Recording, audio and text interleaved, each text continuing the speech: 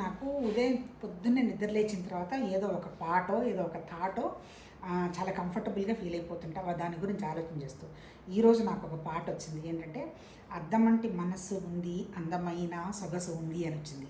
దాన్ని నేను అంటే ఈ ఈ భగవతత్వానికి లింక్ చేస్తే ఎలా ఉంటుందనేటువంటి ఆలోచన వచ్చింది. తర్వాత అద్వైత వేదాంతంలో ఎంతసేపటికి చెప్పినా ఏం చెప్తారో తెలుసా? అద్దం గురించి ఒక ఉదాహరణ ఇస్తారు, మట్టి గురించి ఉదాహరణ ఇస్తారు, ఆ తర్వాత నీళ్ల గురించి ఉదాహరణ ఇస్తారు, బంగారం గురించి ఉదాహరణ ఇస్తారు. అంటే ఏంటి? మన ఋషుల ప్రిన్సిపల్ ఏంటంటే యునానిమస్గా కొన్ని వేల సంవత్సరాల నాటి సిద్ధాంతం ఒకటే. ఒకే ఒక రకమైనటువంటి నిరాకారమైనటువంటి శక్తి, జ్ఞానం లాంటి దాంట్లో నుంచి ఎంటైర్ సృష్టి వ్యక్తమైంది అన్నారు. ఏంటి దానికి అర్థం ఏంటి? ఇప్పుడు అద్దం ఉదాహరణ తీసుకుందాం. ఇప్పుడు అద్దం అంటే మనసు ఉంది, అందమైన సొగసు ఉందన్నారు కదా. అద్దం అంటే మనసు అంటే ఇది మన దగ్గర ఉన్నది ఏంటి? సొగసు అంటే ఏంటి? ప్రాణం. మనసు ఉంది, ప్రాణం ఉంది. ఈ ప్రాణం మనసు ఎందుకున్నది? శరీరం ద్వారా ఆనందం సంతోషం అనుభవించడానికి ఉన్నది. ఇది ప్రకృతి. అంటే ఏంటి?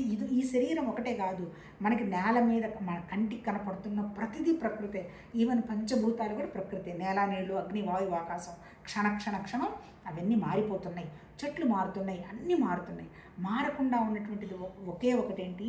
భగవతత్వం. ఆ భగవతత్వం ఎలా ఉంది? మారకుండా ఉంది. మన వల్ల ఎలా ఉన్నాము? అక్కడ ఆ భగవతత్వం దగ్గర కనుక ఒక దర్పణం పెడితే, ఒక అద్దం పెడితే, ఆ అద్దంలో మనమందరం ప్రతిఫలిస్తూ ఉన్నాం. అంటే అద్దంలో మనం ఉన్నాం. అంటే ఇప్పుడు ఆ అద్దం లేకపోతే, అద్దం అంటే ఏంటి? ఒక బుద్ధి దర్పణం అనుకున్నాం. బుద్ధిలో మనం కనపడుతున్నాం కాబట్టి ఉన్నాము.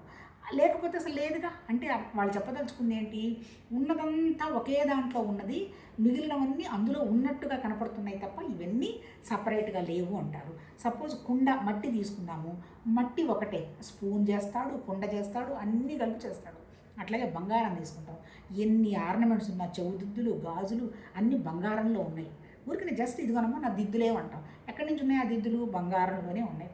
నీళ్లు ఉన్నాయి. మళ్ళీ ఒకే ఒక నీళ్లలోనే సముద్రం ఉన్నాయి, అలలు ఉన్నాయి, బుడగలు ఉన్నాయి. అంటే అల్టిమేట్గా ఆ మహానుభావులు చెప్పదలుచుకుంది ఏంటి? ఈ ప్రకృతికి పెద్ద విలువ ఇవ్వబాకండి, టెన్షన్ పడవాకండి. ప్రకృతి అంటే మళ్ళీ ఏంటి? మన దగ్గర ఉన్నటువంటి మన స్వభావం, మన 3 గుణాలు, సత్వతమ రజోగుణాలు, మన మనస్సు. అందుకని నువ్వు ఏ పని చేస్తున్నావు, నువ్వు దుఃఖపడుతున్నావు అంటే కారణం ఏంటి? నువ్వు మనసుని సరిగా ఉపయోగించుకోవటం లేదు అని అర్థం. ఎందుకు మనసుని సరిగా ఉపయోగించుకోవటం లేదు? నీ ఐడెంటిటీ అన్నిటికీ సమస్య.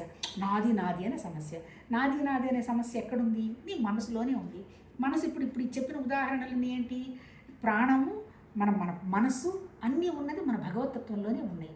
అందుకని అట్లా మనసును స్వచ్ఛంగా కనుక అర్థంలాగా పెట్టుకుంటే ఉన్నదంతా ఆనందమే. అది ఆ పాటకు అర్థం.